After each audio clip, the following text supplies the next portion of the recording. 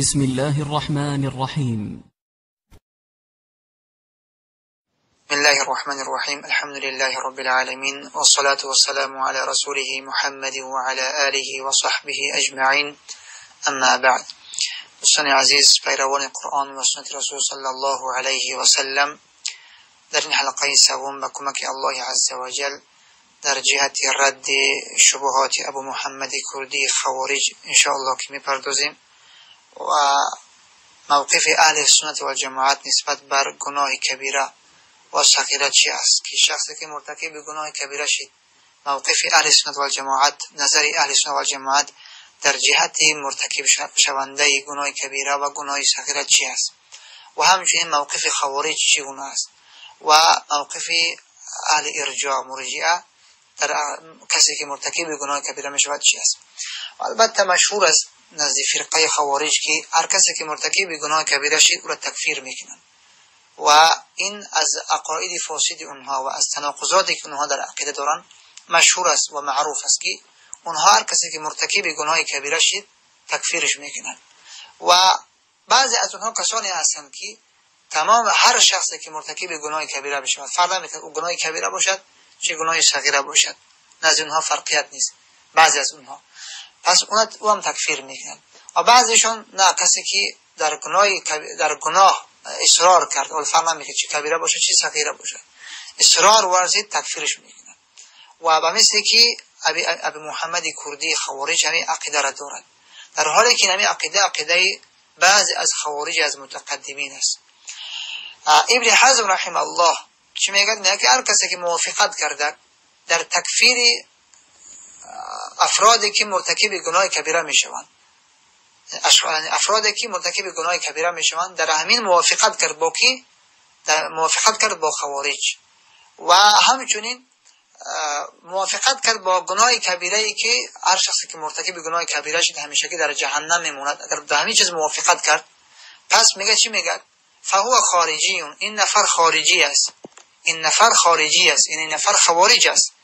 کسی که به همین چیز موافقت کرد که شخص مرتکب گناه کبیره شده و همیشه در جهنم میموند، زیرا خوارج به همین اعتقاد دارند. البته نزد اهل سنت و جماعت کبایر تقسیم میشود. بعضی از کبایر هستند که اصل ایمان از بین میبرد و بعضی از کبایر است که نه، کمالیت ایمان از بین میبرد. اما نزد خوارج فرق نمیکنه. کسی که مرتکب گناه کبیره شد، هر کبیره باشد، حتی بعضی هاشون به این اعتقاد هستند که هر گناهی باشد، و بعضی هاشون به این اعتقاد هستند که فرق نمیکند چه کبایر باشد چه صغایر باشد چه گناهی صغیره باشد، همین که اصرار کرد پس این نفر میگه کافر است. پس هر کسی که به همین اعتقاد موافقت کرد، به قول ابن حزم رحمه الله میگه این نفر چی است؟ این نفر خارجی است. و از عجایب بگیم قولهای غریبی از خوارج همین است که حتی بعضیشون هر معصیتی که به او حد باشد او تکفیر نمیکنند. این از عجیب و غریبی از اقوالی که از عقیده بعضی از عقیده خوارج متقدمین است. و در اصل اونها هر مرتکب شونده گناه کبیره و صغیره اصلا تکفیر میکنند. در اصل هر کسی که مرتکب گناه کبیره بشود، مشهورترین خوارج تکفیر میکنند و بعضیشون به معصیتی صغیره هم تکفیر میکنند. اما بعضیشون به این قول هستند که اگر هر شخصی که معصیت انجام داد و او معصیت براش حد بد در همین دنیا، پس این نفر کافر نیست میگن. و هر معصیتی که فرق نمیکنه چه کبیره باشه چه صغیره باشه، نزد بعضی از خوارج دیگر ما اقوال برای شما بیان میکنیم تا که متوجه باشیم که خوارج هم باز در جهت مرتکب شدن شخصی که گناه کبیره را مرتکب میشود اقسام دارن. پس کسی که بعضیشون به این قول هستن که کسی که مرتکب گناه معصیت شد به این مرتکب شده، فرق نمیکنه چه کبیره باشه چه صغیره باشه، وقتی که حد براش نباشد، نه حد نداشته باشد، پس این نفر چی است؟ این نفر کافر است. اگر حد باشد کافر نیست. مثلا که زنا براش حد دارد، پس اگر کسی میگه مرتکب شد پس این نفر کافر نمیشه. به خاطر چی؟ به خاطر اینکه این حد دارد. اما کسی که میگه اگر گناه کبیره یا که صغیره فرق نمیکنه، مرتکب گناه شد، اگر براش حد نبود، پس این چی است؟ این نفر کافر است میگن. و حتی بازم از اونها مشهور است و نقل شدگی است که میگه که کسی که مرتکب یک گناه کوچک شده یا که یک نفر عمل کرد یک عملی گناه کوچکی، فاصر علی ذلك، پس به همین چیز اصرار کرد، فهو کافر مشرک. این نفر نزد همین خوارج کافر و مشرک است. یعنی کسی که مرتکب گناه شده و گناه در او گناه اصرار ورزید، یعنی که یک بار دو بار سه بار چهار بار نکرد، بلکه همون کار کردن گرفت، یعنی گناه انجام دادن گرفت. فرق نمیکنه هر گناهی باشه نزد او، فرق نمیکنه. پس میگه این نفر چی است؟ این نفر وقتی اصرار کرد، یعنی که همیشه دیگه همین کار انجام داده، پس این نفر کافر و مشرک است. پس به همین قول خوارج از متقدمین است. موافقت میکند قول خبیث این خوارج عصری ما و شما، ابو محمد کردی خوارج موافقت میکند. همین نفر به همین قول است. به زبان حالش میگد که اگر کسی که مرتکب گناه شده و اصرار بر گناه کرد کافر میشود. و حجت میگیرد از آیت سوره آل عمران آیت 135. آیتی است که الله عز و جل میفرماید که ولم یصروا علی ما فعلوا و هم یعلمون، یعنی که متقین واقعی اصرار نورزیدند. از همین حجت میگیرد، در حالی که این آیت هم مثل که آیت روافیز است. روافیز عادت خبیثی دارن که آیت چیکار میکنن؟ قیچی میکنن. یعنی از اصل آیت، مطلب آیت، مقصد آیت گفته الله عز و جل چی است و متوجه نمیشون، از دنبال وای نمیرون. پس همون جایی که موافقت همون هوا و هوس خودشون است او را میگیرن، در حالی که آیت رد بر عقیده همین نفر است. الله عز و جل در ابتدای آیت چی میگه؟ ابتدای مورد چی است؟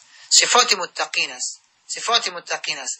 و سارعوا الى مغفرة من ربكم و جنة عرضها السماوات والارض اعدت للمتقین.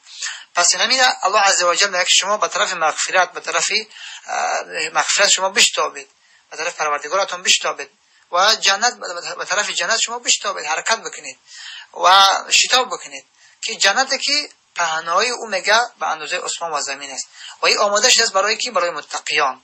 ببین من از ابتدای موضوعی که آیت مورد چی صحبت میکنه براتون میگم تا اینکه مثلا برای شما واضح بشه. و در ادامه چی میگه؟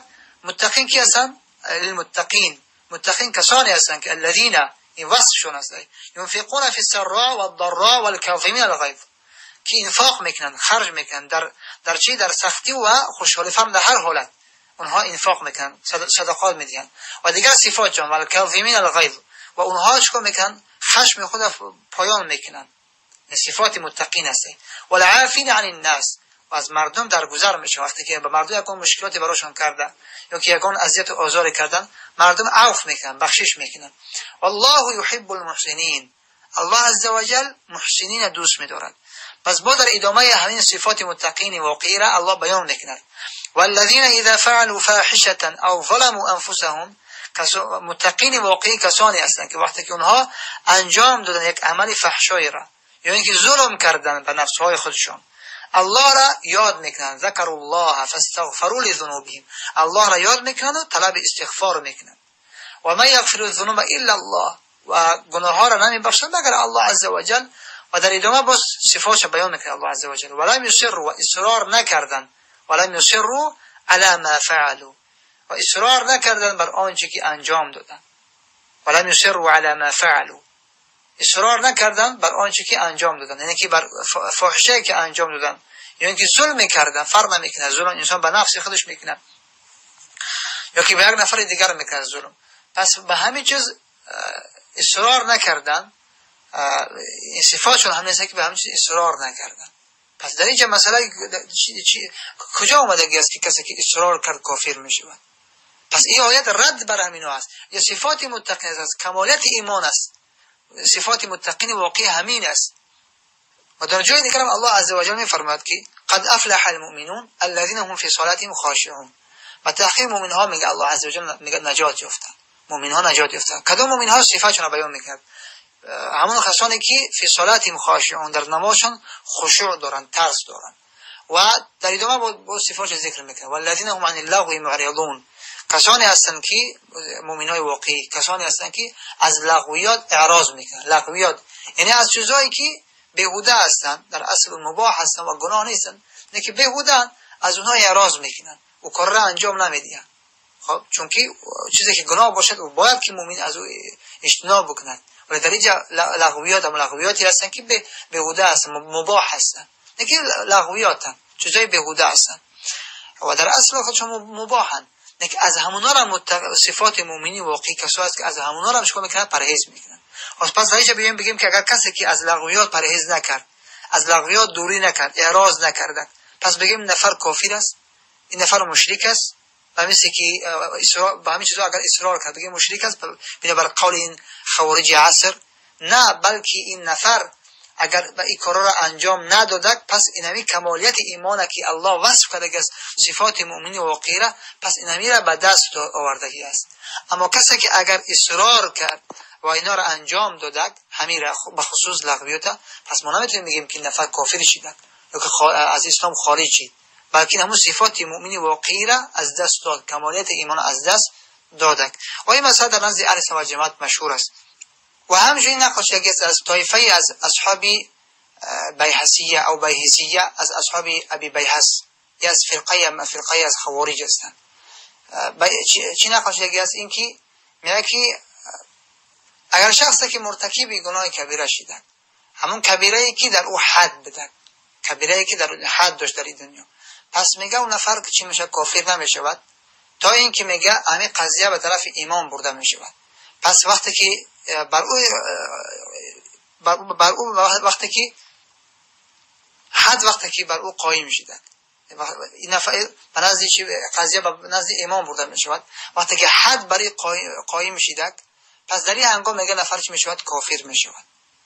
و همچنین ابن حزم رحمه الله از همین طایفه بیحسیه نقل میکند که وقتی که امام اگر قضاوت کرد یک قضیه را به صورت جور و ظلم، یعنی به حق قضاوت نکرده، و اگر چه او میگه به خراسان باشد یا که به غیر از خراسان باشد، میگه هر کجایی که باشد، میگه اولین نفر میگه خودش کافر میشود و بعد از او میگه جمیع رعیته حيث كانوا من شرق الارض و غربها ولو بالاندلس واليمن فما بين ذلك من البلاد. فرق میکنه، میگه اول خود نفر کافر میشود و بعد او رعیتش، کسانی که از زیر دست اون نفر هستند، چه از مشرق زمین باشد چه از مغرب باشد، ولو اینکه میگه به اندلس و یمن باشند. پس اینها میگه که چی میشوند؟ رعیتش هم کافر میشوند. و همچنین بازم از اینم از طایفه هم نقل میکنه اینا در جهت شخصی که مرتکب گناه کبیره میشود، در جهت اسمش همین نفر چه اسم میگیرد اختلاف کرده هستند. پس مرجئه میگه که کامل الایمان است، یعنی شخصی که مرتکب شده، مرتکب گناه هر گناهی شده، میگه که کامل الایمان است، گرچه که عملم تماما کردگی نباشد. ولی باز از این طایفه خوارج نقل است که میگه نه، میگه که هو کافر مشرک كعابد الوثن بأي ذنب كان منه صغيرا كان الذنب او كبيرا. میگه فرق نمیکنه. طایفه خوارج میگه که نه، فرق نمیکنه. وقتی کسی که مرتکب گناه کبیره شده او کافر است، مشرک است، مانندی کسی که غیر الله را عبادت میکنه، بت عبادت میکنه، مانند همون است. میگه فرق نمیکنه، میگه هر گناهی باشد، چه گناهی صغیره باشد چه گناهی کبیره باشد، حتی ولو فعله على سبیل المزاح، فرق نمیکنه، گرچه که به صورت شوخی هم که انجام شده باشد. میگه این نفر کافر است، مشرک است، و بعد مثلی که این نفر که غیر الله را عبادت میکنه، بت سجده میکنه، مانند همون است، چه گناهی کبیره باشه چه صغیره باشه. این از چی است؟ از خوارج متقدمین است. و همچنین صفریه که یکی از همین خوارج است، طایفه خوارج چی میگن؟ این کان الذنب من الكبائر فهو مشرك كعابد الوثن. اگر گناه میگه از کبیره باشد، این خوارج میگن، پس میگه اون مشرک است و مانند چی است؟ مانند کسی که وثن را عبادت میکند، بت سجده میکند، مانند همون است. میگه و این کان الذنب صغیرا فليس كافرا. اگر میگه که گناه صغیره باشد، میگه کافر نیست. از طایفه دیگرش باز میگن اینا تناقضات دارد بینشون. اگر صغیره باشد میگه پس کافر نیست. میگه این طایفه از صفریهش میگه. و همچنین اباضیه این هم یکی از طایفه خوارج است. به این طایفه هم من و خوردگی هستم. اینا بیشترشون نه اباضیه در الجزایر بیشتر هستن. میگه که این کان الذنب من الكبائر فهو کافر نعمتی. اگر میگه از شخصی که مرتکب گناه شده و گناه از کبیره بود، میگه پس این نفر کافر نعمت است. این باز یک طایفه دیگر است. اینا هستن در الجزایر، این طایفه اباضیه مشهور هستند. و اینا یک کمی فرقیت دارن. چی فرقیت دارن؟ میگه که اگر شخصی که گناه کبیره انجام داد، اگر گناه کبیره بود، پس اون نفر میگه کافر نعمت است. یعنی کافر نعمت چی دیگه است؟ نعمت الله. ولیکن ارثش حلال است، نکاح کردن حلال است، خودن ذبیحه‌اش حلال است. ولیکن یک فرق دارن. چی میگن؟ بدبختو میگن که وليس مؤمنا ولا كافرا على الاطلاق.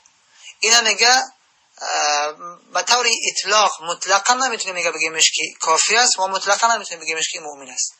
پس یه اقوال بدعتی که اینها هم باز اختراع کردن و بقیه اعتقادهاشون در میان مردم از زمین بخصوص طایفه از خوارج پخش شده است و مشهور است که واقع شده است که اینها غلاتشون تکفیر میکنند بر گناه و این دنازشون مشهور است. اینها مرتکب شخصی که گناه کبیره شده تکفیر میکنند، یعنی که اون غیر از شرک تکفیر میکنند و بعضیشون به این عقیده تناقضات دارن بین دیگرشون. البته این همون ضلالت و گمراهی اینها را بیان میکند که بینشون تناقضات است در همین اعتقادی بدعتیشون. پس این بدک عقیده خوارج مختصرا در جهتی کسی که مرتکب گناه کبیره بشود، موقف خوارج. اما موقف اهل سنت و جماعت نسبت بر کسی که مرتکب گناه کبیره شود چی است؟ اهل سنت و جماعت وصف ایمان از شخصی که مرتکب گناه کبیره می شود، وصف ایمان از او سلب نمیکنند، از او نمیگیرندش. مادامی که عمل کرد عملش که اون نفر فاحش کافر نمیکند و از عملهایی که فقط محظورات بوده و یا که ترک کرد اون چیزی را که ترکش از واجبات بوده، انسان کافر نمی شود. و همچنین اهل سنت و جماعت خارج نمیکنند این طایفه را، یعنی کسی که عملی را انجام داده که اون عمل اصل ایمان از بین نمیبرد، یا اینکه ترک کرد عملی را که اون عمل به ترکش اصل ایمان از بین نمیرود. پس اهل سنت و جماعت نفر تکفیر و وصف ایمان از این نفر سلب نمیکنند، یعنی این نفر کافر نمیگن الا بفعل ناقض من نواقض، مگر به فعل از ناقض از نواقض اسلام، به فعل از شکنندای اسلام. پس در اوجا اهل سنت و جماعت نفر بعداً تکفیر میکنند. اما شخصی که از غیر نواقض اسلام انجام داد نفر تکفیر نمیکنند. و همچنین و مرتکب الکبیره من اهل القبله، اهل سنت و جماعت به این اعتقاد دارند که کسی که مرتکب کبیره شده وقتی که از اهل قبله بده لا یخرج من الایمان، از ایمان خارج نمیشود، ما لم یستحل ذنبه، مادامی که حلال نشمارید گناهش را. فهو فی الدنیا مؤمن ناقص الایمان، در این دنیا چی است؟ پس اسمش این نفر مؤمن است اما ناقص الایمان است، ایمانش ناقص شده است. مؤمن به ایمانه، ایمان دارد، مؤمن است با ایمانش، و فاسق به کبیرته، اما فاسق است با کبیره که انجام داده است، با این چیز با این فاسق است. و فی الاخرة تحت مشیت الله، اما در آخرت زیر تحت مشیتی که است؟ مشیت الله عز و جل است. و ان شاء غفر له برحمته و فضله و منه و ان شاء عذبه بعدله و حکمته، و الله عز و جل بخواهد نفر میبخشد و الله عز و جل بخواهد موافقت مشیت الله عز و جل، موافقت همون عملی که انجام داده است نفر، پس او را عذاب میدهد، او را داخل جنت میکند. چرا که آیت قرآن است سوره نساء، الله عز و جل میفرماید ان الله لا یغفر ان یشرک به و یغفر ما دون ذلك لمن یشاء. الله عز و جل شرک نمیبخشد، کسی که مرتکب شرک نمیبخشد، یعنی که در همین دنیا وقتی که توبه نکرد و رفت اینا در آخرت نمیبخشدش.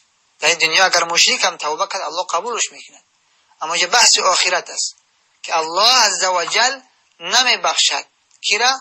مشرکه، یعنی وقتی که به توبه رفت اینا نمیبخشد. و یغفر ما دون ذلك لمن یشاء، اما غیر از شرک الله عز و جل بخواهد میبخشد. در ابتدا بخواهد از اول شخص بدون اینکه او را عذابش بدهد او را میبخشدش، یعنی غیر از شرک. و این آیت صریح الله عز و جل بیان کرده شده است، غیر از شرک الله عزوجل میبخشد اگر بخواهد. و در ابتدا اگر الله عزوجل نخواست او را عذاب میدهد، ولی مخلد فی النار نیست. مخلد فی النار همیشه در جهنم نیست. اگر شرک نداشته باشد همیشه در جهنم نیست، بلکه الله عزوجل موافق مشیت خودش اگر بخواهد او را در ابتدا میبخشدش و داخل جنت میکند. و الله عزوجل اگر بخواهد موافق همون گناهی که کردگی است غیر از شرک باشد، پس او را الله عزوجل عذابش میده و بعدا داخل جنت میکنه. یقین از اهل جماعت در این مسئله است. و همچنین در حدیث رسول صلی الله علیه و آله میاد که اتانی جبریل علیه السلام فبشرني انه من مات من امتك لا يشرك بالله شيئا دخل الجنه. قلت وان زنى وان سرق قال وان زنى وان سرق. میگه در حدیث میاد که رسول الله فرمودند که جبریل آمد پس بشارت داد برای من که هر کسی که مرد از امتت وقتی که شرکی به الله کرده نباشد، هیچ چیزی رو به الله چیزی را شریک قرار داده نباشد، داخل الجنه داخل جنت می شود. میگه من گفتم در روایتش مختلف از میاد که راویش ابو ذر است و این زنا و این سرق، اگر چه که زنا بکند و دزدی بکند، میگه که پیامبر هم گفت که و این زنا و این سرق. حتی در بعضی روایات دیگر میاد که 3 بار تکرار کردند ابو ذر رضی الله عنه، گفتن که و این زنا و این سرق قال و این زنا و این سرق. نه طرفش پیامبر هم گفت که اگر چه زنا هم بکند، اگر چه زنا هم بکند و اگر چه دزدی هم بکند، گفت که اگر چه زنا و دزدی هم بکند.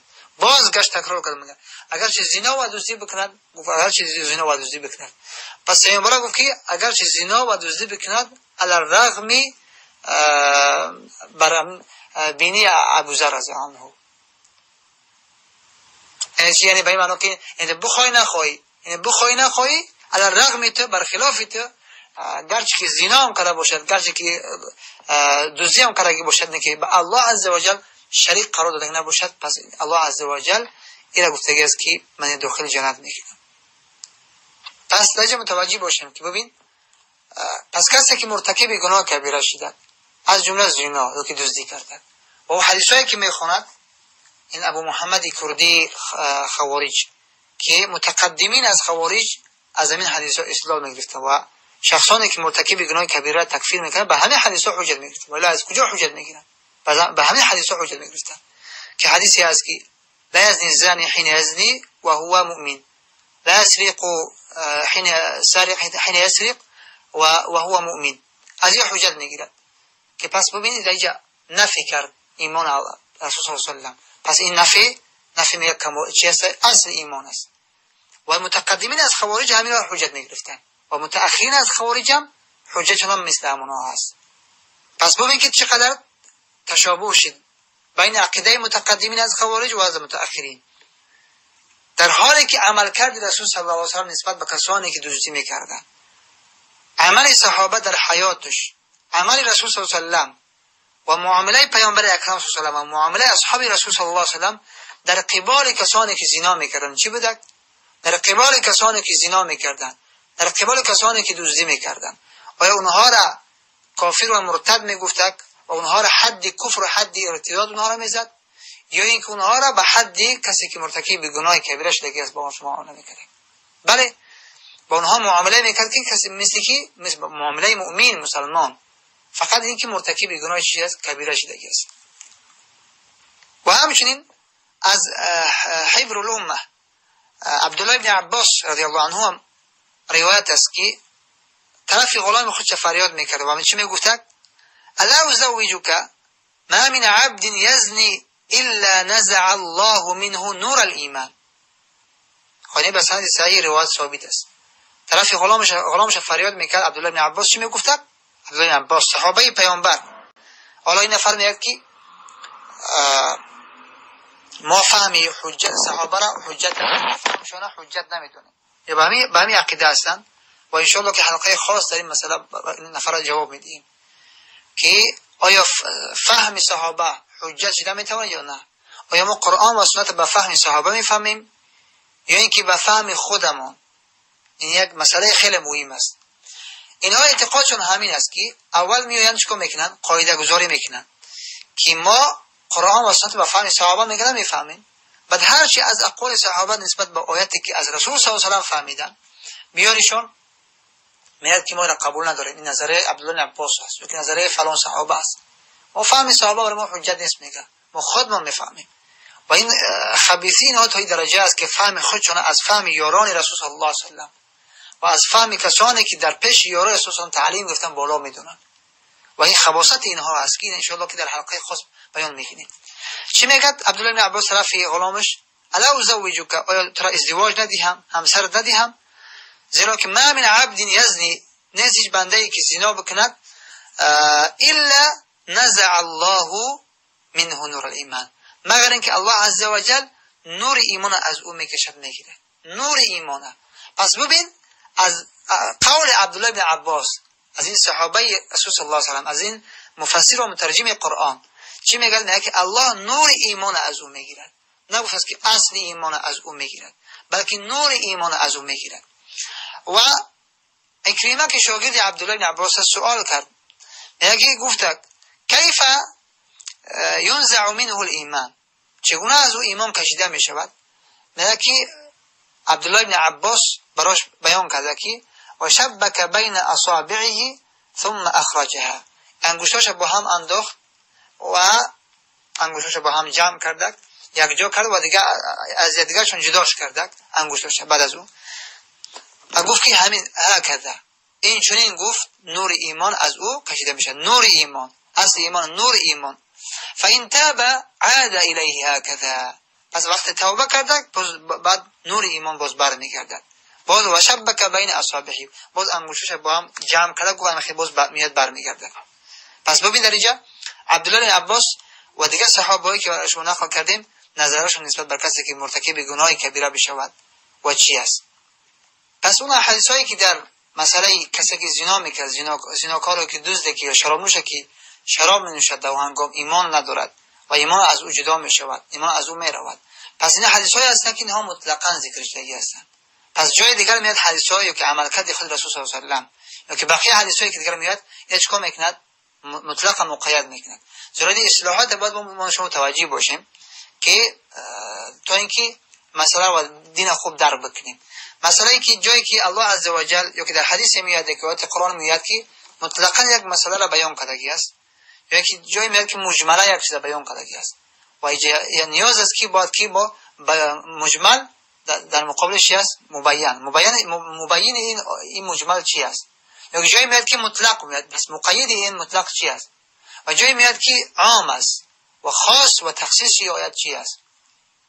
و از قبیل احادیث زیاد داریم. مثلا در جهت این که رسول صلی الله علیه و سلم میفرماد که